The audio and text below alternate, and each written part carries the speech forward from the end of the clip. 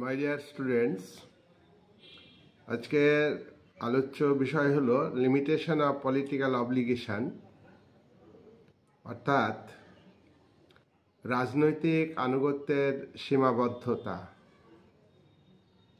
রাজনৈতিক আনুগত্যের সীমাবদ্ধতা এবং রাষ্ট্রের বিরুদ্ধে নাগরিকদের বিরোধিতার অধিকার। তো আজকের আলোচনা করার আগে আমি কিছু কথা বলতে চাইছি যে তোমরা আমার ভিডিও শুনবে। আমি নির্দিষ্ট ক্লাস ওয়াইজ ভিডিও তৈরি করছি।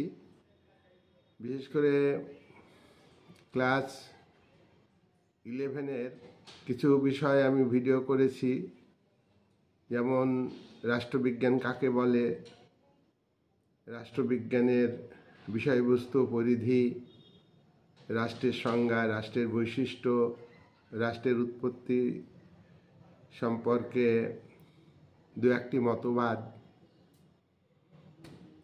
অধিকার, সাম্যের অধিকার, স্বাধীনতা রক্ষা কবচ, ডিক্টেটরশিপ বা একনায়কতন্ত্র, গণতন্ত্র, এগুলি সম্পর্কে আলোচনা আমি করেছি আলাদা আলাদা ভিডিওতে। আর ক্লাস 12-এর আমি আলোচনা করেছি দ্বিতীয় চ্যাপ্টারের যে ভিডিও আছে, দ্বিতীয় মহাযুদ্ধের পর আন্তর্জাতিক সম্পর্কের উপর একাধিক ভিডিও আছে। শর্ট কোশ্চেন হবে ওখানে, ভিডিও শুনলে শর্ট কোশ্চেন পারবে তোমরা। 3 নম্বর চ্যাপ্টার, সেখানেও শর্ট কোশ্চেন আসবে। সেখানে টপিকে আছে পররাষ্ট্রনীতি বা বিদেশ নীতি, সে সম্পর্কে বিস্তারিত আলোচনা আছে ভিডিওতে। শুনলেই তোমরা শর্ট কোশ্চেন, এমসিকিউ, এসিকিউ পারবে। তারপরে যে চ্যাপ্টার, ইউনো চ্যাপ্টার, সেখানেও তোমাদের এমসিকিউ, এসিকিউ, শর্ট কোশ্চেন আমি 12-এর আলোচনা করেছি ইউনো সম্পর্কে, সামগ্রিক আলোচনা। সেটা শুনলে তোমাদের শর্ট কোশ্চেন সহজ হয়ে যাবে। তারপর যেটা থিওরি, বড় প্রশ্ন, মার্ক্সবাদের উপরে আমি আলোচনা করেছি। মার্ক্সবাদ কাকে বলে, মার্ক্সের উৎস, মার্ক্সের যে 6টা সূত্র, দ্বন্দ্বমূলক বস্তুবাদ, ঐতিহাসিক বস্তুবাদ, উদ্বৃত্ত মূল্যের তত্ত্ব, শ্রেণী ও শ্রেণী সংগ্রামের তত্ত্ব, রাষ্ট্রতত্ত্ব, বিপ্লবের তত্ত্ব, এগুলো সব আলাদা আলাদা ভিডিও আছে। এই চ্যাপ্টারের আরও একটা বড় প্রশ্ন গান্ধীজির উপরেই, খুবই ইম্পর্ট্যান্ট ক্লাস 12-এর ক্ষেত্রে। গান্ধীজির অহিংসা তত্ত্ব এবং সত্যাগ্রহের তত্ত্ব। একটা ভিডিওতে দুটো পার্ট আছে, দুটো ভাগে আলোচনা আমি করেছি, শুনবে। বড় প্রশ্ন তোমাদের কাছে খুবই সহজ হয়ে যাবে। তারপর আমরা আইন বিভাগ, শাসন বিভাগ এবং বিচার বিভাগের উপর একাধিক ভিডিও তৈরি করেছি। আইন বিভাগ কাকে বলে, আইন বিভাগের কাজ সম্পর্কে আলোচনা আছে, থিওরি এগুলো। তারপর শাসন বিভাগ কাকে বলে, শাসন বিভাগের ভূমিকা বা কাজ, বিচার বিভাগের নিরপেক্ষতা ও স্বাধীনতা সম্পর্কে ভিডিও আছে বিচার বিভাগের। তারপরে বিচার বিভাগের ভূমিকা বা কাজ সম্পর্কে ভিডিও আছে। তারপর তোমাদের ভেরি ভেরি ইম্পর্ট্যান্ট হচ্ছে সেপারেশন অফ তত্ত্ব, অর্থাৎ ক্ষমতা স্বতন্ত্রীকরণ নীতি। এখানে বড় প্রশ্ন আমি ভিডিও আলোচনা করেছি। যদি বড় প্রশ্ন না আসে তাহলে শর্ট কোশ্চেন আসবে, তোমরা ভালো করে দেখবে। ভিডিওগুলো শুনতে হবে। আমি সহজ করেই বলেছি, আলোচনা করেছি, অসুবিধা হবে না আশা করি। তারপর ভারতের বিচার ব্যবস্থার বৈশিষ্ট্য, এটা আলোচনা করেছি। এটা বিচার ব্যবস্থার বৈশিষ্ট্য বোঝার ক্ষেত্রে ভারতের বিচার ব্যবস্থা কী ধরনের, প্রকৃতি সম্পর্কে বুঝতে পারবে। আর ভারতের বিচার ব্যবস্থার এই চ্যাপ্টারেই গত বছর সুপ্রিম কোর্ট এসে গেছে, তাই আমি হাইকোর্টের গঠন ক্ষমতা লিখে দিয়েছি। হাইকোর্টের গঠন ক্ষমতা খুবই ইম্পর্ট্যান্ট। ভারতের প্রধানমন্ত্রীর ক্ষমতা ও পদমর্যাদা খুবই ইম্পর্ট্যান্ট। ভারতের এর উপরে ভিডিও আছে, দেখবে যে প্রাইম মিনিস্টার অফ ইন্ডিয়া। তারপর তোমাদের রাজ্যের শাসক প্রধান, রাজ্যের শাসক প্রধান হচ্ছে রাজ্যপাল, রাজ্যপালের উপরেও ভিডিও আছে। যাই হোক, ক্লাস 12-এর ভিডিওগুলো দেখলে তোমরা খুবই উপকৃত হবে, আশা করি তোমরা দেখবে। আর লাস্ট চ্যাপ্টারে পঞ্চায়েতের উপরে অনেকগুলো ভিডিও আছে। পশ্চিমবাংলার গ্রাম পঞ্চায়েতের যে আলোচনা, সেটা গ্রাম পঞ্চায়েত মধ্যে একটা ভিডিও আছে, পঞ্চায়েত সমিতির আলাদা ভিডিও আছে, জেলা পরিষদের আলাদা ভিডিও আছে। তারপরে গোটা পঞ্চায়েতি রাজে 3টি স্তরের মূল্যায়ন আছে, অর্থাৎ সাফল্য এবং ব্যর্থতার দিক আছে, তার উপরে একটা ভিডিও আছে।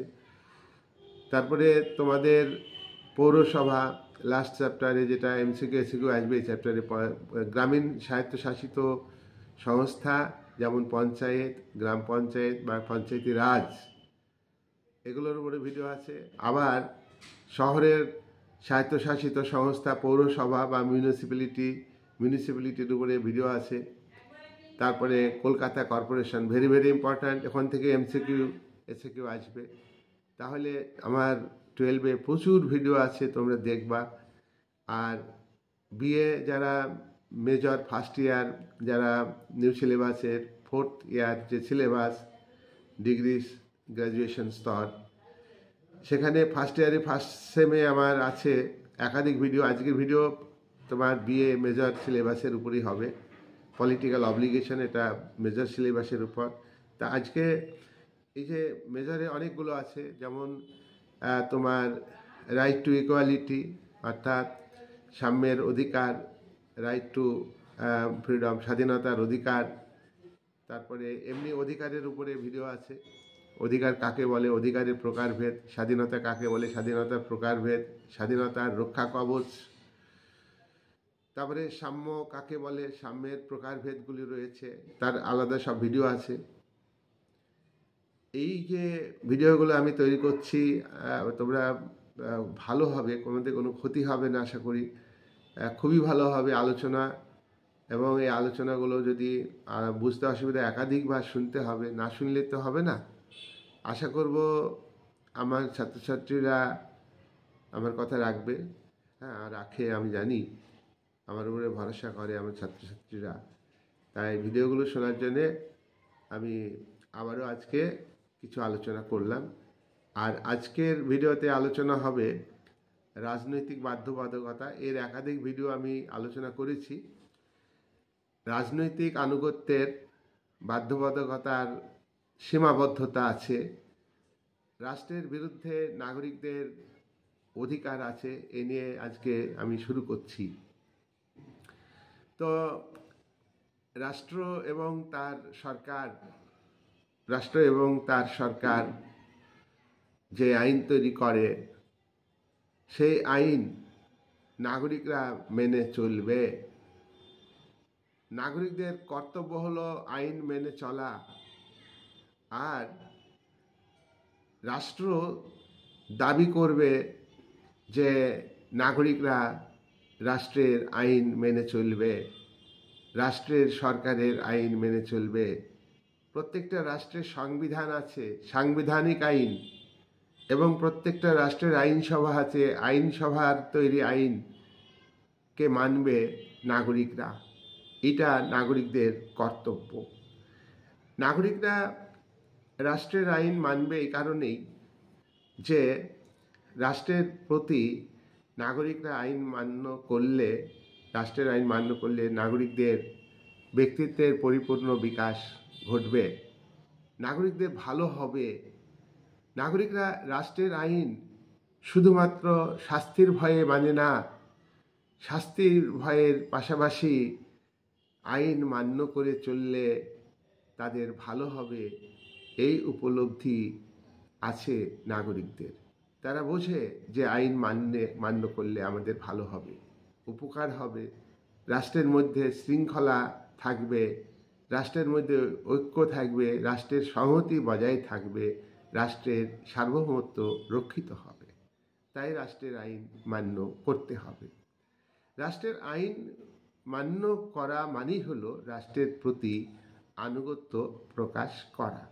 এখন এই যে আনুগত্য প্রকাশ করা, এটা দরকার। এবার কতটা আনুগত্য প্রকাশ করবে, কখন রাষ্ট্রের আনুগত্য প্রকাশ করবে, আবার কোন কোন সময়ে রাষ্ট্রের বিরুদ্ধে জনগণ সোচ্চার হবে বা রাষ্ট্রের বিরোধিতা করবে, এই বিষয়টা নিয়ে প্রাচীন কাল থেকে আধুনিক কাল পর্যন্ত রাষ্ট্রবিজ্ঞানীদের মধ্যে মতভেদ আছে। এ ব্যাপারে বিভিন্ন চিন্তাবিদ, বিভিন্ন দার্শনিক, রাষ্ট্রবিজ্ঞানী তারা ভিন্ন ভিন্ন মত পোষণ করেছেন। কেউ বলেছেন যে রাষ্ট্রের বিরোধিতা নাগরিকরা করবে, কেউ বলেছেন যে না, রাষ্ট্রের বিরোধিতা নাগরিকরা করবে না, অন্ধভাবে ব্লাইন্ডলি তারা রাষ্ট্রের প্রতি, রাষ্ট্রের সরকারের প্রতি, রাষ্ট্রের সরকারের তৈরি আইনের প্রতি আনুগত্য প্রকাশ করবে। দেখো, আইন মানতে হবে, রাষ্ট্রের অস্তিত্ব বজায় রাখতে হবে, রাষ্ট্রের সার্বভৌমত্ব যাতে টিকে থাকে তার জন্য আইন মানতে হবে। আর আইন মানলে শৃঙ্খলা থাকবে। আর রাষ্ট্র যেহেতু সার্বভৌম ক্ষমতা, চূড়ান্ত কর্তৃপক্ষ, রাষ্ট্রের সরকার রাষ্ট্রের নামে যে চূড়ান্ত ক্ষমতা, সেই ক্ষমতা প্রয়োগ করে। আর জনগণ সরকার গঠন করে সরকারের হাতে এই ক্ষমতা প্রদান করে। জনগণ সরকারকে ক্ষমতা দেয় যে সরকার বৈধভাবে, ন্যায়সঙ্গতভাবে জনগণের উপর তারা আইন প্রয়োগ করবে। সেক্ষেত্রে জনগণ কোনো দ্বিধা করবে না, জনগণ স্বাভাবিকভাবে রাষ্ট্রের আইনকে মান্য করবে। তাহলে এখানে রাজনৈতিক বাধ্যবাধকতাকে মানে আমরা সবাই সাধারণভাবে স্বীকার করছি।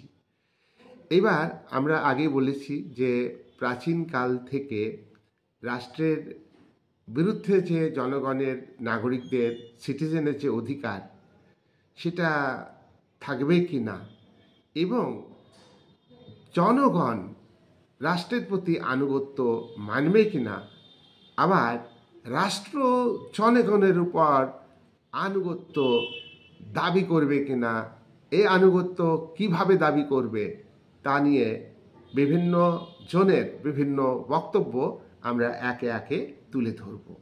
আমরা প্রথমেই পাশ্চাত্যের দার্শনিক, গ্রিক দার্শনিক প্লেটোর বক্তব্য তুলে ধরব।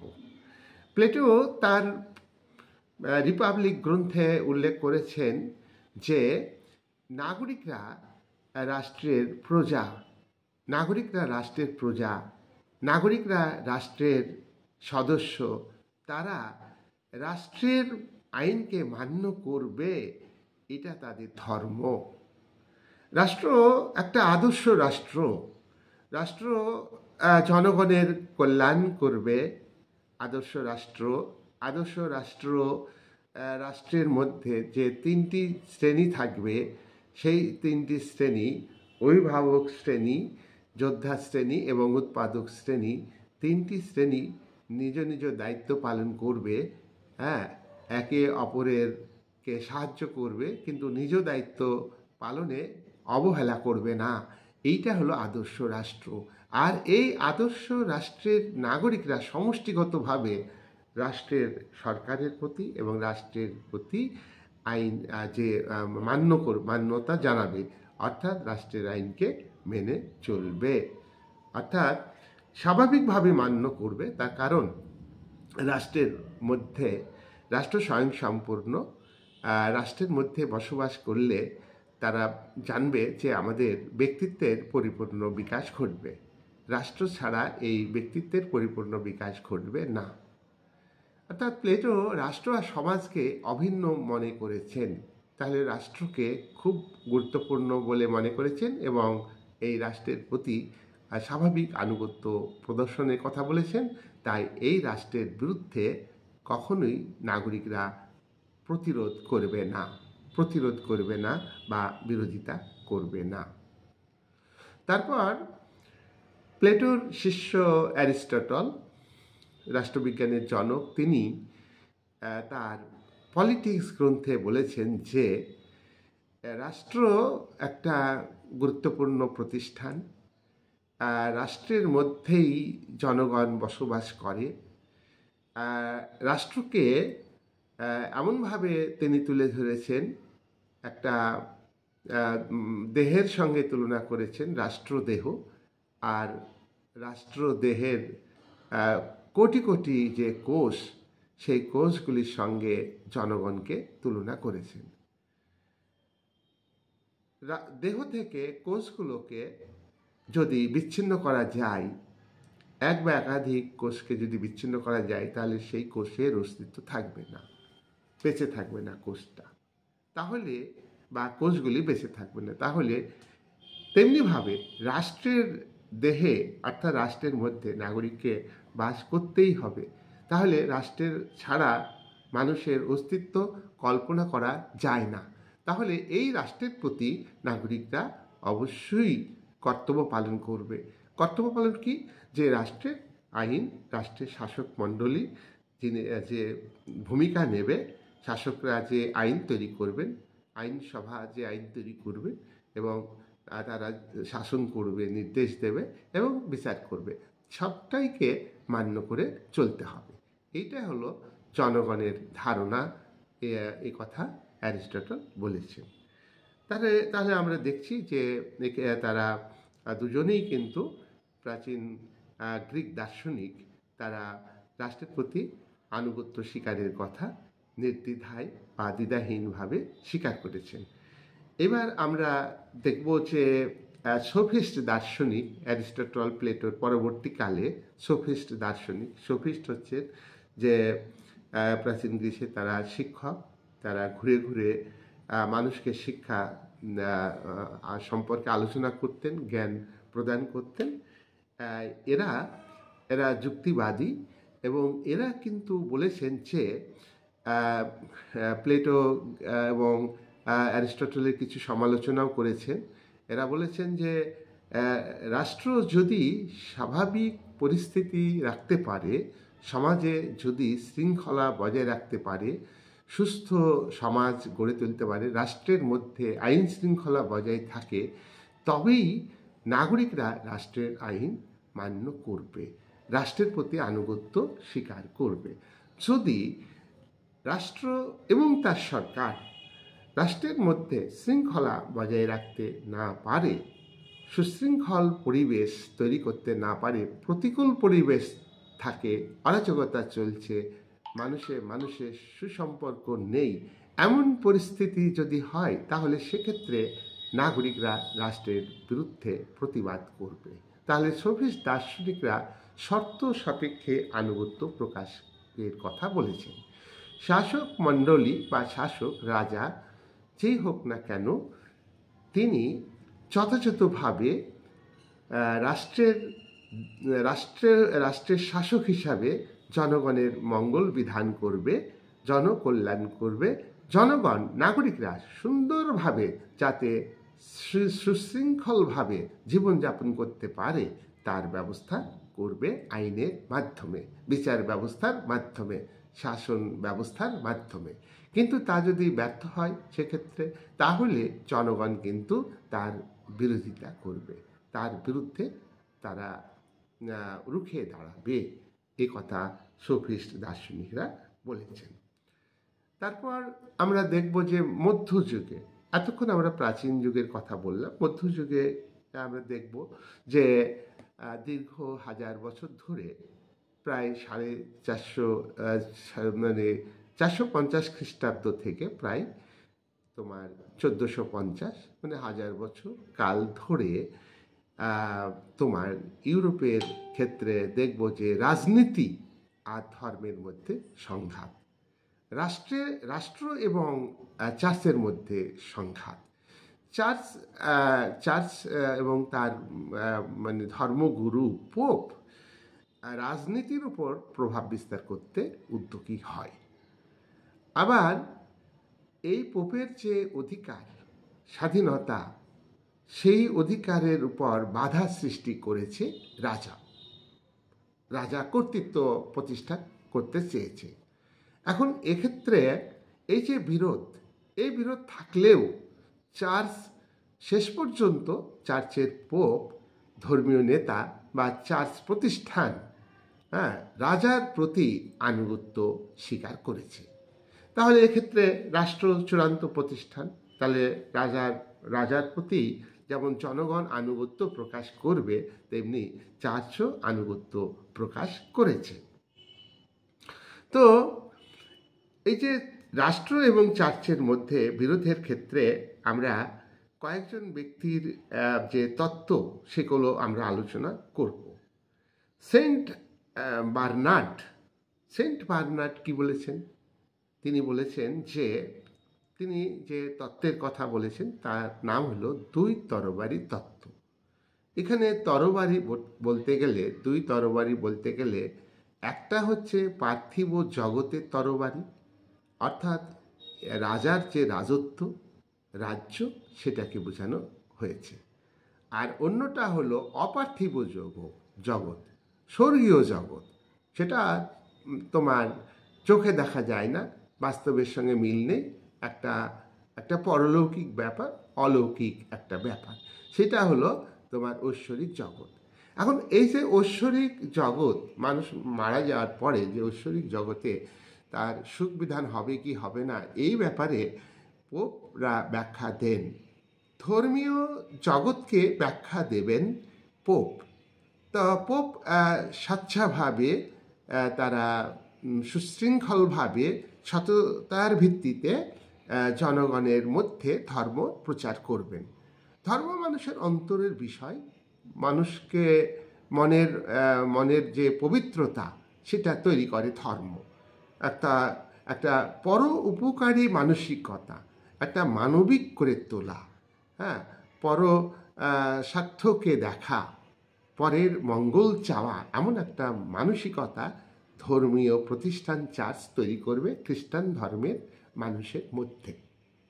তাহলে এই যে এটা করলে কি হবে, সে মানুষগুলো পরজগতে গিয়ে সুখ লাভ করবে, তাদের আত্মা শান্তি পাবে। এইটা হলো একটা তরবারির তত্ত্ব, এক তরবারি। আর অন্যটা আমি বলেছি যে বাস্তব জগৎ, একটা রাজ্যকে পরিচালনা করবেন রাজা। এক্ষেত্রে তিনি সেন্ট বার্নার্ড বলেছেন যে রাজা আর তোমার পোপ এর মধ্যে তিনি রাজশক্তিকেই প্রবল মনে করেন। তার কারণ রাজনৈতিক যে আনুগত্য, পলিটিক্যাল অব্লিগেশন, এর একটা সীমাবদ্ধতা আছে, সীমাবদ্ধতা আছে। রাজা রাজ্যের মধ্যে শান্তি শৃঙ্খলা বজায় রাখবেন, রাজা আনুগত্য দাবি করবেন, কিন্তু রাজা রাজ্যের মধ্যে আইন শৃঙ্খলা বজায় রাখবেন, আইনের অনুশাসন যাতে ঠিকঠাক মতো চলে, আইনের অনুশাসন, আইন সবাইকে মেনে চলবে। আইন মানার ক্ষেত্রে রাজা সমদৃষ্টি ভঙ্গি গ্রহণ করবেন, সাম্যের মনোভাব গ্রহণ করবেন। এক্ষেত্রে রাজার প্রতি জনগণ আনুগত্য স্বীকার করবে। কিন্তু রাজা যদি দায়িত্ব পালনে অপারগ হয়, তাহলে কিন্তু রাজার বিরোধিতা করতে পারবে। সেক্ষেত্রে ধর্মীয় নেতা চার্চও কিন্তু রাষ্ট্রের বিরুদ্ধে প্রতিবাদ করবে। রাজ্য শাসনে যে শৃঙ্খলা দরকার, সেই শৃঙ্খলা আনার ক্ষেত্রে রাজাকে সচেতন করবেন। রাজা রাজ্য শাসনে দক্ষ হবেন, এই কথাটা তিনি বলেছেন। তারপর আমরা দেখব যে অগাস্টাইন, মধ্যযুগের একজন চিন্তাবিদ অগাস্টাইন, তিনি সিটি অফ গড গ্রন্থে বলেছেন, সিটি অফ গড, এই গ্রন্থেও তিনি দুটো জগতের কথা বলেছেন। একটা জগৎ হচ্ছে পার্থিব জগৎ। পার্থিব জগতের নায়ক হলেন, অর্থাৎ পার্থিব জগৎ মানে রাষ্ট্র, এই রাষ্ট্রের নায়ক হলেন রাজা। রাজ্য শাসন করবেন, তার এখতিয়ারের মধ্যে রাজ্যে আইন শৃঙ্খলা বজায় রাখবেন, শান্তি বজায় রাখবেন, রাষ্ট্রের নিরাপত্তা বজায় রাখবেন এবং রাষ্ট্রের ঐক্য ও সংহতি বজায় রাখবেন। এটাই রাজার দায়িত্ব।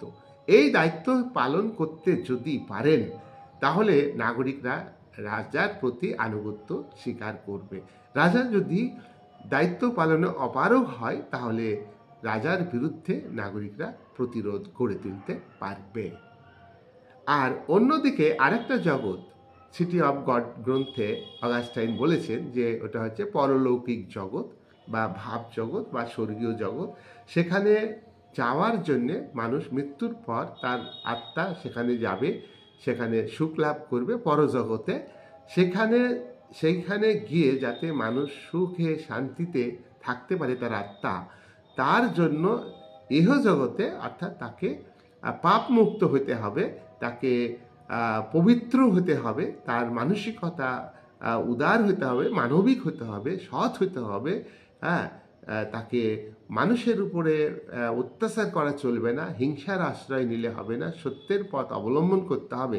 এই সব বিষয়গুলো পোপরা মানুষের মধ্যে প্রচার করবেন এবং মানুষ তার দ্বারা প্রভাবিত হবেন এবং পোপের প্রতি তোমার জনগণ অনুগত থাকবে।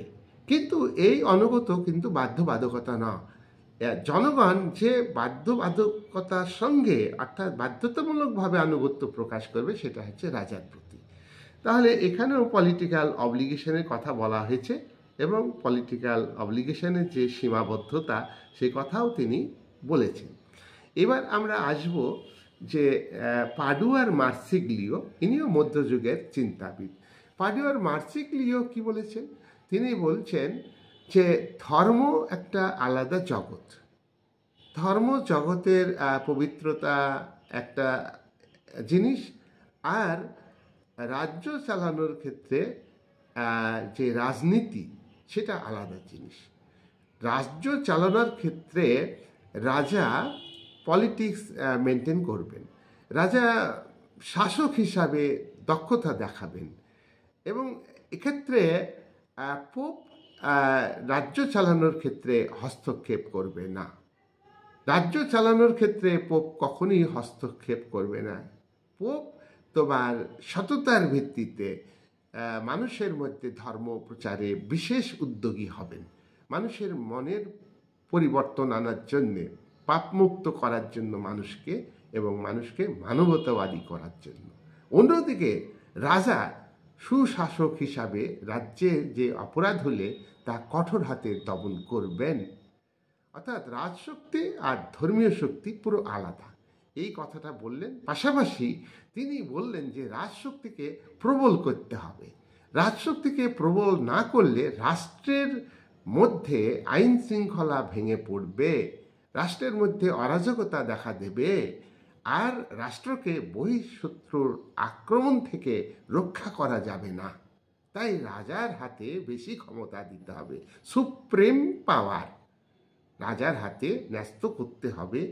আর এই সুপ্রিম পাওয়ারের ফলে জনগণের উপর রাজা কর্তৃত্ব স্থাপন করবে। জনগণ যদি কর্তৃত্ব স্থাপনকে মেনে নেয়, রাজা মঙ্গল করছে অথচ জনগণ বিরোধিতা করছে, সেক্ষেত্রে রাজা বল প্রয়োগও করবেন। কিন্তু মার্সিগলিও ধর্ম আর রাজনীতি সম্পূর্ণভাবে আলাদা করতে হবে এই কথাটা বলেননি। তাই এক্ষেত্রে আমরা দেখব যে মার্সিগলিও রাজার প্রতি জনগণকে আনুগত্য প্রকাশের সুপারিশ করেছেন। মধ্যযুগে রোমান দার্শনিক সেন্ট পল অ্যাকুইনাস তারা কি বলেছে? সেন্ট পল অ্যাকুইনাস বলেছেন যে রাজাকে পাঠিয়েছেন গড, ঈশ্বর পাঠিয়েছেন। আর রাষ্ট্র দেখছ, এই রাষ্ট্র হলো ঈশ্বরের সৃষ্ট প্রতিষ্ঠান। রাষ্ট্র কিন্তু সমাজের মধ্যে থেকে সৃষ্টি হয়নি, রাষ্ট্র বল প্রয়োগের মাধ্যমে সৃষ্টি হয়নি, রাষ্ট্র বিবর্তনের মাধ্যমে সৃষ্টি হয়নি। রাষ্ট্রকে সৃষ্টি করেছে অলৌকিক শক্তি গড, ভগবান রাষ্ট্র সৃষ্টি করেছে। আর রাষ্ট্রের শাসক যারা, তারাও কিন্তু ভগবানের ঈশ্বরের দূত। তাই এই শাসক রাজা বা শাসক মণ্ডলী তারা অন্যায় কাজ করতে পারেন না। যদি অন্যায় করেনও মানুষ মানেই রক্ত মাংসের শরীর, তা রাজা অন্যায় বা ভুল করতে পারেন। সেক্ষেত্রে রাজা জবাবদিহি করবেন ঈশ্বরের কাছে, জনগণের কাছে না। তাহলে এই ধরনের রাষ্ট্রের ক্ষেত্রে যেখানে দেবত্ব শক্তি আরোপ করেছেন অ্যাকুইনাস, সেক্ষেত্রে তোমার রাষ্ট্রের প্রতি নাগরিকরা অবশ্যই অবশ্যই আনুগত্য প্রকাশ করবে, শর্তহীনভাবে আনুগত্য প্রকাশ করবে, নিঃশর্তভাবে আনুগত্য প্রকাশ করবে। এক্ষেত্রে জনগণ কোনো রকমের দ্বিধা করবে না। রাষ্ট্রের তৈরি আইন, সরকারের তৈরি আইন, রাষ্ট্রের সাংবিধানিক আইন মেনে চলতে বাধ্য। এই হচ্ছে অ্যাকুইনাসের বক্তব্য। যাই হোক, এই তত্ত্বটা একটা সময়ে প্রভাব বিস্তার করেছিল, এখন অনেকটা প্রভাব অনেকটা লাঘব হয়েছে। তারপর ষোড়শ শতকের কথা আমরা আলোচনা করব। ষোড়শ শতকে ফরাসি দেশের কথা বলবো। ফরাসি দেশের একজন ফেমাস দার্শনিক, যিনি আধুনিক সার্বভৌম তত্ত্বের প্রবক্তা, আধুনিক সার্বভৌম তত্ত্বের প্রবক্তা বোদিন বা বোদা, জিন বোদিন। এই জিন বোদিন তোমার 6 বুকস অব রিপাবলিক গ্রন্থে রাষ্ট্রের যে চূড়ান্ত ক্ষমতা, অপ্রতিহত ক্ষমতা, নিরঙ্কুশ ক্ষমতার কথা উল্লেখ করেছেন, সার্বভৌম ক্ষমতার কথা উল্লেখ করেছেন, তেমনিভাবে পলিটিক্যাল অব্লিগেশন সম্পর্কেও 6 বুকস অন রিপাবলিক গ্রন্থে উল্লেখ করেছেন। বোদিন বলেছেন যে রাষ্ট্রকে শক্তিশালী করা দরকার। সেই সময় ফ্রান্সে চরম অরাজকতা চলছে, আইন শৃঙ্খলার অবনতি ঘটেছে, জনগণের মধ্যে আইনের অনুশাসন নেই, একে অপরের উপর আক্রমণ করছে। সুতরাং এই ক্ষেত্রে যে কর্তৃত্ব, রাষ্ট্রের যে কর্তৃত্ব, সেটাকে চরম পর্যায়ে নিয়ে যাওয়ার কথা উনি বলেছেন। এবং রাজার চূড়ান্ত ক্ষমতা থাকবে, রাজা শক্তি প্রয়োগ করে দরকারে যদি নাগরিকরা বিশৃঙ্খল অবস্থা থেকে সুশৃঙ্খল অবস্থায় ফিরে না আসে, তারা আইনকে অমান্য করে, বিচার ব্যবস্থাকে অমান্য করে, শাসন বিভাগের নির্দেশকে অমান্য করে, রাজার নির্দেশকে অমান্য করে, তাহলে তাদের বাধ্য করবে, শক্তি প্রয়োগ করবে, ফোর্স প্রয়োগ করবে রাজা নাগরিকদের উপর। তাহলে এখানে আনুগত্যটা কিন্তু শর্ত সাপেক্ষ হলেও বোদিন কিন্তু আনুগত্যের বিষয়টিকে বিশেষভাবে গুরুত্ব আরোপ করেছেন। রাজা যদি ভুল করেন, রাজা যদি আইন শৃঙ্খলা বজায় রাখতে না পারে, ফ্রান্সে অরাজকতা চলছে, সেই অরাজকতা যদি প্রতিরোধ করতে না পারে, শান্তি ফিরিয়ে আনতে না পারে, তাহলে সেক্ষেত্রে নাগরিকরা, প্রজারা রাজার বিরুদ্ধে প্রতিবাদ করবে। সেক্ষেত্রে প্রতিবাদের অধিকার থাকবে, রাইট টু রেসিস্ট্যান্স থাকবে নাগরিকদের। তারপর আমরা সংস্কারবাদী আন্দোলনকারী, রাজনৈতিক সংস্কারবাদী আন্দোলনকারী মার্টিন লুথার, ক্যালভিন, জন ওয়াইক্লিফ, এদের বক্তব্য আমরা তুলে ধরব আনুগত্যের ক্ষেত্রে। মার্টিন লুথার রাজশক্তিকে প্রবল করার পক্ষে যুক্তি দেখিয়েছেন। দেখো, যিনি রাজশক্তিকে প্রবল করার কথা বলেন, স্বাভাবিকভাবে নাগরিকরা সেই রাজশক্তির প্রতি আনুগত্য স্বীকার করবে। রাজশক্তিকে দুর্বল করার কথা বললে নাগরিকদের রাষ্ট্রের প্রতি আনুগত্য, শাসকের প্রতি আনুগত্য প্রকাশের বিষয়টা দুর্বল হতো। মার্টিন লুথার এই রাজশক্তিকে প্রবল করা, রাজ কর্তৃত্বকে ব্যাপক করা, শক্তিশালী করার কথা বলেছেন। কারণ সমকালীন সময়ে চার্চের প্রধান পুরোহিত, পোপ, তারা ব্যভিচার, অনাচার, অবিচার, বিলাস জীবনের মধ্যে ডুবেছিল। তারা অন্যায় করত, ধর্মের নামে ব্যভিচার করত, ধর্মের নামে মানুষকে ঠকাতো, শোষণ করত, মানুষকে ভুল পথে পরিচালিত করত। মার্টিন লুথার সেই জায়গায় দাঁড়িয়ে বাইবেলে কথা তুলে ধরেছেন, যে বাইবেলে কোথাও লেখা নেই যে ভগবানকে পেতে গেলে, যিশুকে পেতে গেলে সার্টিফিকেট কিনতে হবে টাকা দিয়ে। চার্চের নামে সম্পত্তি পোপরা আত্মসাৎ করছে, এই কথা তিনি বলেছিলেন। সেই সময় ক্যাথলিক চার্চরা, মার্টিন লুথার প্রোটেস্ট্যান্ট প্রতিবাদী ধর্ম সংস্কারক, তিনি বলেছিলেন যে তিনি খ্রিস্টান ধর্মকে সাপোর্ট করেছিলেন, সমর্থন করেছিলেন, তিনি ধর্মবিরোধী ছিলেন না। কিন্তু ক্যাথলিক চার্চের সমর্থকরা, পোপরা প্রচার করেছিলেন যে মার্টিন লুথার ধর্মবিরোধী। মার্টিন লুথার এই ক্ষেত্রে পলিটিক্যাল অব্লিগেশনকে গুরুত্ব দিয়েছেন। তিনি বুঝতে পেরেছিলেন যে ধর্মীয় অপশাসন, ধর্মীয় অনাচার, অবিচার, ব্যভিচার প্রতিরোধ করতে গেলে রাজশক্তিকে প্রবল করতে হবে, রাজার ক্ষমতাকে বাড়াইতে হবে।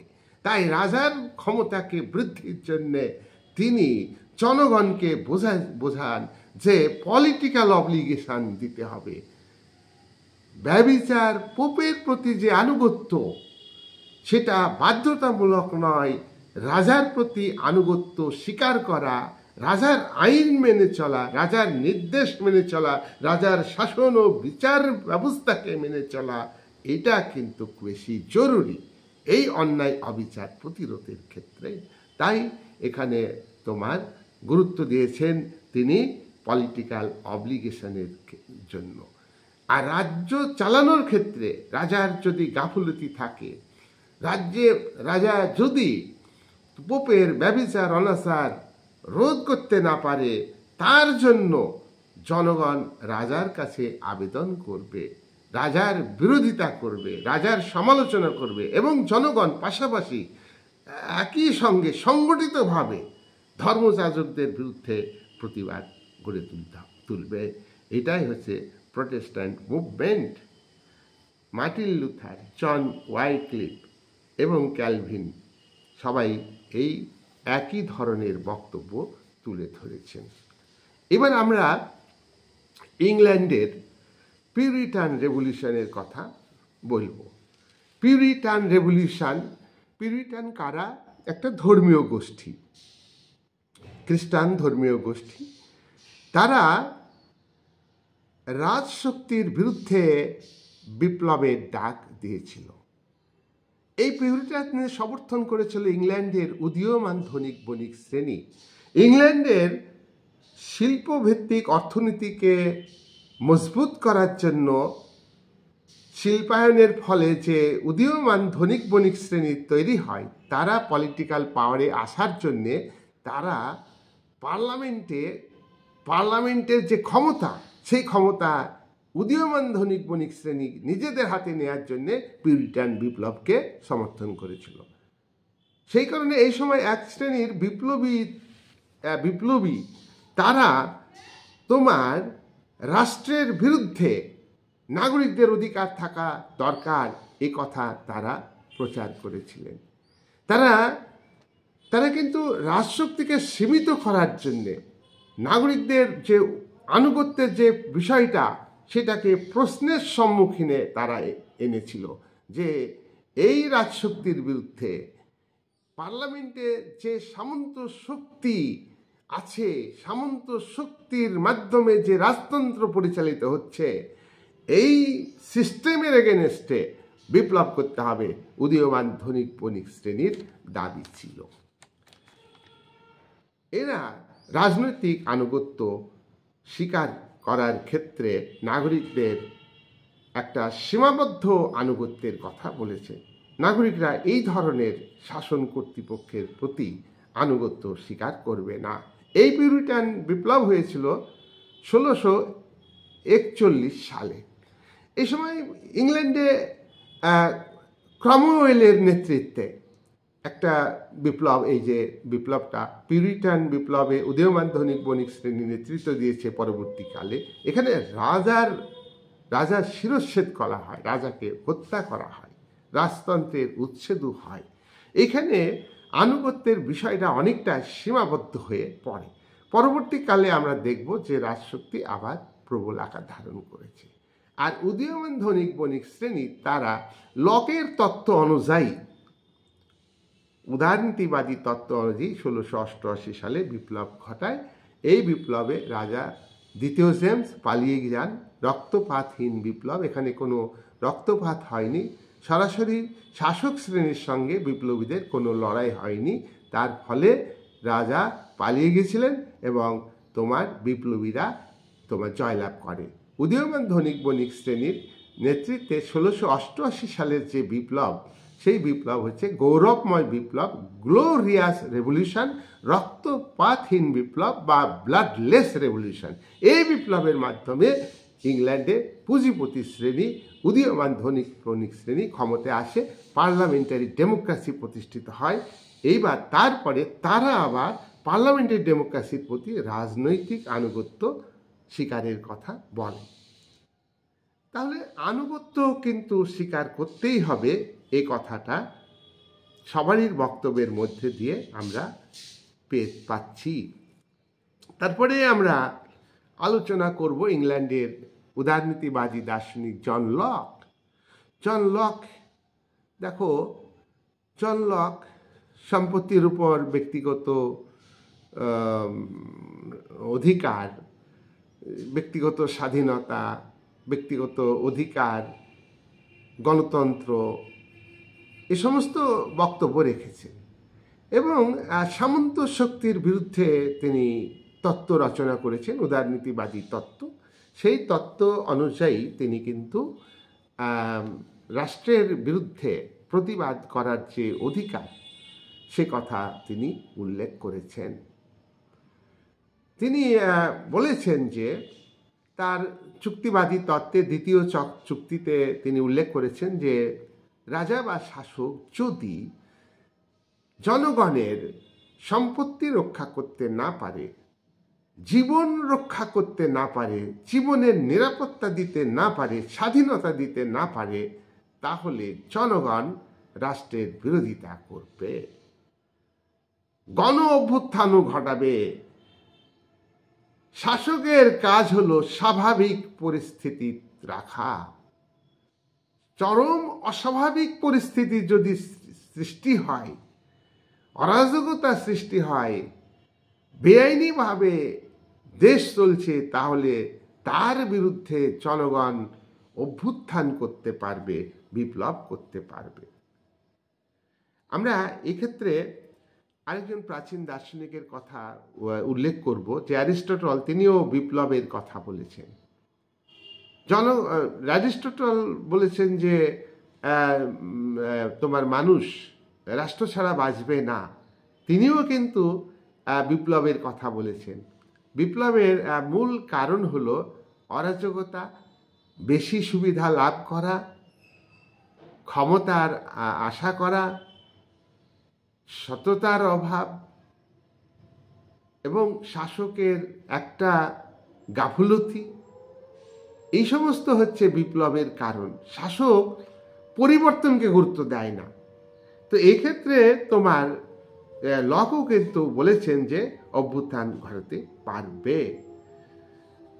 এবার তিনি আরো বিশেষভাবে বলছেন যে বিশেষ অস্বাভাবিক পরিস্থিতি, বিশেষ অস্বাভাবিক পরিস্থিতি, যেখানে অন্যায় বেআইনি চলছে, কোনো মতেই রোধ হচ্ছে না, সেক্ষেত্রে বিরুদ্ধে অস্ত্র ধারণ করবে। অস্ত্রের অধিকারও দিয়েছেন যে অস্ত্র নিয়েও লড়াই করবেন।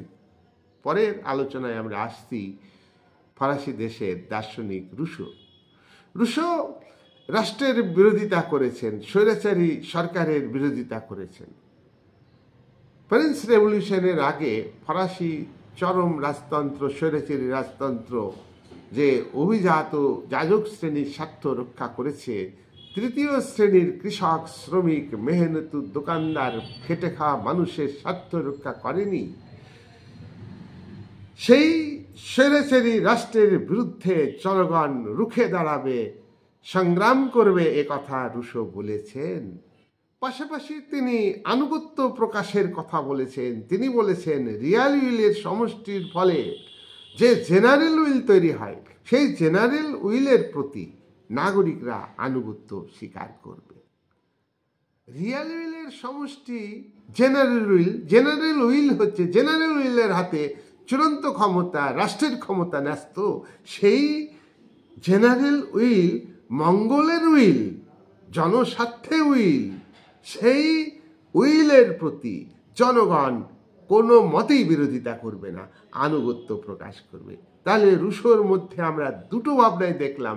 একদিকে তিনি জনগণকে বলছেন যে রাষ্ট্রের বিরুদ্ধে লড়াই করতে হবে, সংগ্রাম করতে হবে, গণতন্ত্র ফিরে আনতে হবে, স্বৈরতন্ত্রকে রোধ করতে হবে, ইত্যাদি ইত্যাদি।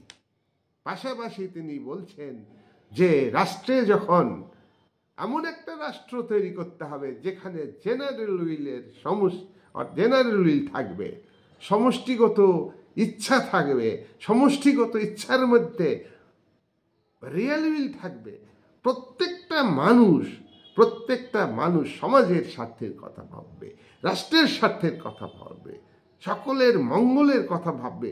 আর সেই মঙ্গলের ইচ্ছা, সমষ্টিগত ইচ্ছার প্রতি নাগরিকরা আনুগত্য স্বীকার করবে। এখানে কোনো দ্বিধা করবে না আনুগত্য প্রকাশ করতে। পরবর্তী আলোচনা আমরা দেখব যে আনুগত্য বিষয়ে পলিটিক্যাল অব্লিগেশন, তার পাশাপাশি বিরোধিতার অধিকার। পলিটিক্যাল অব্লিগেশন থাকবে, তার পাশাপাশি বিরোধিতার অধিকারও থাকবে। আমরা লক্ষ্য করেছি 1776 সাল থেকে 1783 সালে যে আমেরিকার স্বাধীনতা যুদ্ধ হয়, আমেরিকার 13টি উপনিবেশের জনগণ ব্রিটিশ সাম্রাজ্যবাদী শক্তির বিরুদ্ধে লড়াই সংগ্রাম করে তারা বিতাড়িত করেছে ঔপনিবেশিক শক্তিকে এবং দেশকে স্বাধীন করেছে।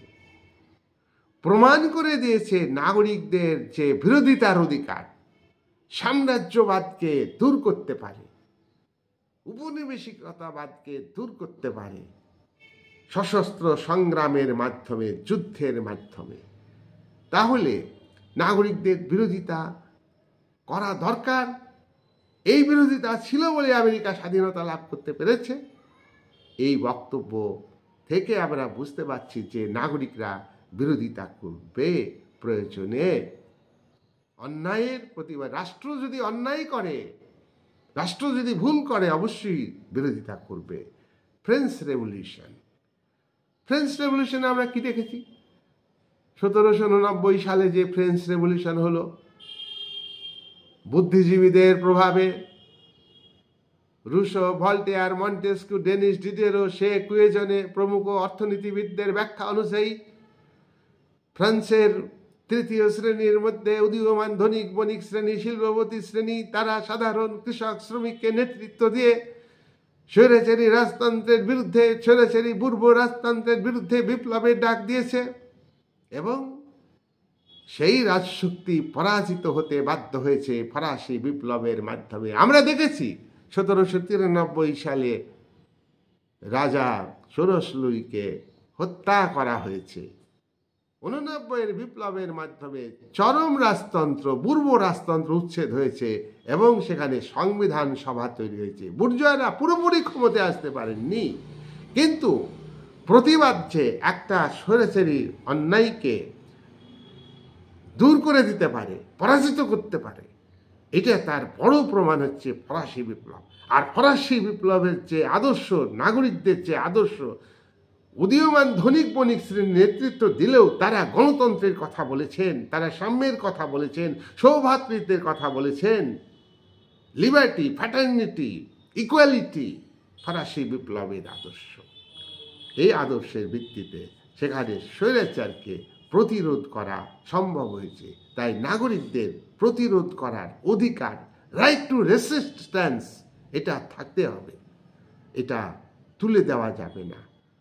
স্বৈরাচারকে রুখার জন্যে, ফ্যাসিবাদকে রুখার জন্য, নাৎসিবাদকে রুখার জন্য। তারপর আমরা আসব ল্যাস্কি উদারনীতিবাদী ইংল্যান্ডের চিন্তাবিদ। ল্যাস্কি বলেছেন যে রাষ্ট্র কর্তব্য পালন করবে আর নাগরিকরাও রাষ্ট্রের প্রতি আনুগত্য স্বীকার করবে, রাষ্ট্রের সরকারের তৈরি আইন নাগরিকরা মেনে চলবে। যদি নাগরিকরা রাষ্ট্রের আইন মানছে না, তারা অরাজকতা সৃষ্টি করছে, তারা মানতে চাইছে না, সেক্ষেত্রে রাষ্ট্রের সরকার শক্তি প্রয়োগ করবে, শক্তি প্রয়োগ করে দমন করবে। তাহলে এক্ষেত্রে তিনি রাজনৈতিক আনুগত্যটা, রাজনৈতিক বাধ্যবাধকতা এটাকে গুরুত্ব দিয়েছেন। পাশাপাশি রাষ্ট্র যদি দায়িত্ব পালনে অপারগ হয়, আইন শৃঙ্খলা বজায় রাখতে অপারগ হয়, রাষ্ট্রকে নাগরিকদের মঙ্গল করতে হবে। শ্রমিকরা শোষিত হচ্ছে, সেই মালিকদের হাত থেকে শ্রমিক শোষণ কমাইতে হবে বা বন্ধ করতে হবে, আর্থিক সুযোগ সুবিধা দিতে হবে। ল্যাস্কি বলেছেন মানুষের যে স্বাধীনতা, মানুষের যে অধিকার, এই স্বাধীনতা অধিকার তাদের কাছে অর্থবহ করে তুলতে হলে শুধু সামাজিক স্বাধীনতা, রাজনৈতিক স্বাধীনতা দিলে হবে না। সামাজিক স্বাধীনতা, রাজনৈতিক স্বাধীনতা দেওয়ার আগে অর্থনৈতিক স্বাধীনতা দিতে হবে। অর্থনৈতিক স্বাধীনতা, রাজনৈতিক স্বাধীনতা থাকলে তবেই রাজনৈতিক স্বাধীনতা, সামাজিক স্বাধীনতা অর্থপূর্ণ হবে, কাজে লাগবে। তাহলে ল্যাস্কি এদিক থেকে বলেছেন যে রাষ্ট্র অর্থনৈতিক বৈষম্য দূর করবে, রাষ্ট্র অর্থনৈতিক স্বাধীনতা দেবে, প্রত্যেকটা মানুষ যাতে কাজ পায় সেদিকে গুরুত্ব দেবে, কিন্তু মার্ক্সবাদী নন ল্যাস্কি। তাহলে ল্যাস্কি বলেছেন যদি অযথা নাগরিকরা বিশৃঙ্খলার পরিস্থিতি তৈরি করে, আইনকে অমান্য করে, শাসকের নির্দেশকে অমান্য করে, বিচার ব্যবস্থার রায়কে অমান্য করে, সেক্ষেত্রে রাষ্ট্র ফোর্স প্রয়োগ করবে। রাষ্ট্রের সার্বভৌমত্ব, রাষ্ট্র মানে একটা ভৌগোলিক সীমানার মধ্যে সীমাবদ্ধ সমাজ, আর এই ভৌগোলিক সীমানার মধ্যে যে একটা সমাজ, এই সমাজের দুটো অংশ, একটা হচ্ছে নাগরিক আর একটা হচ্ছে গভর্নমেন্ট। ভৌগোলিক সীমানার মধ্যে দুটো অংশ আছে, একটা নাগরিক আর একটা হচ্ছে গভর্নমেন্ট, সরকার। নাগরিকরা গভর্নমেন্টকে মানবে, যদি না মান্য করে তাহলে, অমান্য করে তাহলে শক্তি প্রয়োগ করবে। তারপরে আমরা আসছি টি.এইচ. গ্রিন। টি.এইচ. গ্রিন ভাববাদী, উদারনীতিবাদী, ব্যক্তি স্বাতন্ত্র্যবাদী। টি.এইচ. গ্রিন কিন্তু ভাববাদী হলেও কান্টের তত্ত্বের সবটা তিনি গ্রহণ করেননি, হেগেলের তত্ত্বের সবটা তিনি গ্রহণ করেননি।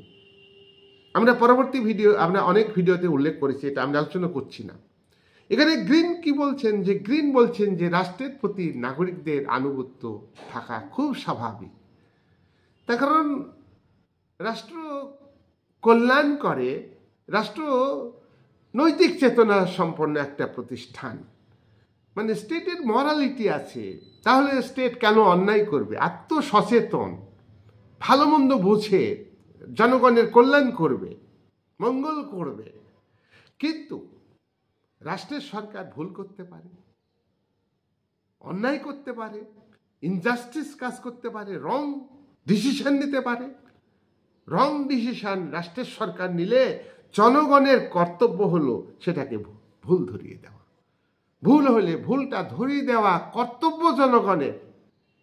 আর রাষ্ট্র যদি অন্যায় করে, শাসক যদি অন্যায় করে, সরকার যদি অন্যায় করে, তার বিরোধিতা করা নাগরিকদের কর্তব্য, তার বিরোধিতা করা নাগরিকদের কর্তব্য। তাহলে এক্ষেত্রে আমরা দেখছি গ্রিনের যে ধারণা, বক্তব্য, তা থেকে এটা পরিষ্কার যে তিনি আনুগত্য স্বীকারের কথা বললেও রাষ্ট্রের ভুলের, রাষ্ট্রের কাজের অন্যায়ের নাগরিকরা বিরোধিতা করতে পারবে। উনি এটা বিরোধিতার অধিকার না বলে উনি এটা বলতে চেয়েছেন যে এটা নাগরিকের ডিউটি। নেক্সট আলোচনা হচ্ছে রাসেল। রাসেল ইংল্যান্ডের চিন্তাবিদ। রাসেল বলছেন যে রাষ্ট্রের সরকার যদি অরাজকতা সৃষ্টি করে, বা সরকার অরাজকতা সৃষ্টি হচ্ছে সেটাকে ঠেকাতে পারছে না। বিশৃঙ্খল পরিস্থিতি তৈরি হচ্ছে রাষ্ট্রের অভ্যন্তরে, সরকার সেটা প্রতিরোধ করতে পারছে না। তাহলে সেক্ষেত্রে জনগণ কি করবে? জনগণ বসে থাকবে? সরকার ব্যর্থ দেশের মধ্যে শৃঙ্খলা আনতে, দেশের মধ্যে চরম অরাজকতা সৃষ্টি হয়েছে, প্রতিরোধ করতে পারছে না। জনগণ কি করবে? জনগণ এক্ষেত্রে সোচ্চার হবে। এটা গণতান্ত্রিক অধিকার। রাসেল বলছেন এটা গণতান্ত্রিক অধিকার। এই গণতান্ত্রিক অধিকারকে রাষ্ট্রের সরকার মেনে নিতে পারে না। এবার আমরা সবশেষে মার্ক্সবাদীদের কথা বলবো। মার্ক্সবাদীরা বলছেন যে শ্রেণী বিভক্ত সমাজ ব্যবস্থাতে রাষ্ট্র সম্পদশালী শ্রেণী তাদের স্বার্থে কাজ করে। সম্পদশালী শ্রেণী রাষ্ট্রকে ব্যবহার করে শ্রমজীবী শ্রেণীর মানুষদের রাষ্ট্র শোষণের হাতিয়ার। State is a machine, one class over another. প্রত্যেকটা শ্রেণীভিত্তিক সমাজে প্রমাণ হয়েছে। মার্কস এঙ্গেলস কমিউনিস্ট ম্যানিফেস্টো গ্রন্থে বলেছেন যে এযাবৎকাল সকল সমাজের ইতিহাস, সকল সমাজের ইতিহাস মানে সামন্ততান্ত্রিক সমাজের রাষ্ট্র, সামন্ততান্ত্রিক সমাজের ইতিহাস, দাস সমাজের ইতিহাস, সব সমাজের ইতিহাস হচ্ছে শ্রেণী সংগ্রামের ইতিহাস। প্রত্যেকটা সমাজ ব্যবস্থাতে রাষ্ট্র সুবিধাবাদী শাসক, সুবিধাবাদী ধনশালী শ্রেণীর স্বার্থ রক্ষা করেছে। পুঁজিবাদী সমাজেও এই রাষ্ট্র শাসক শ্রেণী পুঁজিপতিদের স্বার্থ রক্ষার ক্ষেত্রে ব্যবহার করে, তাদের স্বার্থ রক্ষা করে। যাদের যাদের মূলধন অনেক, পাহাড় পর্বতের মতো মূলধন বিনিয়োগ করে, আর তারা পণ্য প্রোডাকশন করে, বাজারে আনলিমিটেড দামে অ্যাবনর্মাল প্রফিটে বিক্রি করে, আর সেই অ্যাবনর্মাল প্রফিটকে আবার ক্যাপিটাল হিসাবে ইনভেস্ট করে। এইভাবে চক্রাকারে তাদের মূলধন বাড়িয়ে চলছে। পাশাপাশি অন্যান্য সাধারণ মানুষের জীবনযাত্রার মানের উন্নতি হলেও তারা কিন্তু শোষিত, বঞ্চিত, মুষ্টিমেয় ব্যক্তির হাতে ক্ষমতা কেন্দ্রীভূত হচ্ছে। গণতন্ত্র নামে মাত্র গণতন্ত্র, গণতন্ত্র প্রজাতান্ত্রিক হতে পারে, গণতন্ত্র সংসদীয় হতে পারে, গণতন্ত্র রাষ্ট্রপতি শাসিত হতে পারে, গণতন্ত্র এককেন্দ্রিক সরকার হতে পারে, গণতন্ত্র যুক্তরাষ্ট্রীয় কাঠামো হতে পারে। যে কাঠামোরই হোক না কেন, গণতান্ত্রিক সরকারের সুবিধাবাদীরা, সম্পদশালীরা মুষ্টিমেয় ব্যক্তির স্বার্থে রাষ্ট্রকে ব্যবহার করে। সুতরাং এই রাষ্ট্রের প্রতি নাগরিকদের বিরোধিতার অধিকার থাকবে। তারা গণবিপ্লব করতে পারবে। তারা শাসক শ্রেণী অন্যায়ভাবে আন্দোলনকে ধ্বংস করার চেষ্টা করে, শাসক শ্রেণী অন্যায়ভাবে বিপ্লবীদের ধ্বংস করার চেষ্টা করে, শাসক শ্রেণী রাষ্ট্রীয় সন্ত্রাস সৃষ্টি করে, রাষ্ট্রের পুলিশ মিলিটারি দিয়ে দমন পীড়ন করে সাধারণ মানুষের অধিকার কেড়ে নেয়। তার পাল্টা হিসাবে শোষিত, বঞ্চিত, লাঞ্ছিত মানুষ তার প্রতিবাদে রুখে দাঁড়ায়। তারাও সশস্ত্র রূপ ধারণ করবে। এটা তাদের অধিকার, এটা তাদের অধিকার, রাইট টু রেসিস্ট্যান্স। তারা বলেছেন যে একমাত্র সমাজতান্ত্রিক রাষ্ট্রে এই শোষিত বঞ্চিত মানুষ যখন পাওয়ারে যাবে, রাষ্ট্র পাওয়ারে যাবে, তখন তারা বিরোধিতা অধিকারটা দরকার থাকবে না। প্রতিটা মানুষ, each and everybody, right to work পাবে এবং জীবিকা অর্জনের পথ পাবে, পোশাক গ্রহণ করতে পারবে। এইভাবে মার্ক্সবাদীরা বলেছেন যে রাষ্ট্রের, বিশেষ করে শ্রেণীভিত্তিক সমাজ ব্যবস্থাগুলিতে, যেখানে আজকে পৃথিবীর প্রায় শ্রেণী বিভক্ত উদারনীতি গণতান্ত্রিক দেশ, শ্রেণী শোষণকে রোধ করার জন্যে, আর্থিক সুযোগ সুবিধা লাভের জন্যে বিশেষ করে মার্ক্সবাদীরা অর্থনৈতিক স্বাধীনতা, সামাজিক স্বাধীনতার তুলনায় গুরুত্ব দিয়েছেন, রাজনৈতিক স্বাধীনতার তুলনায় অর্থনৈতিক স্বাধীনতাকে বেশি গুরুত্ব দিয়েছেন।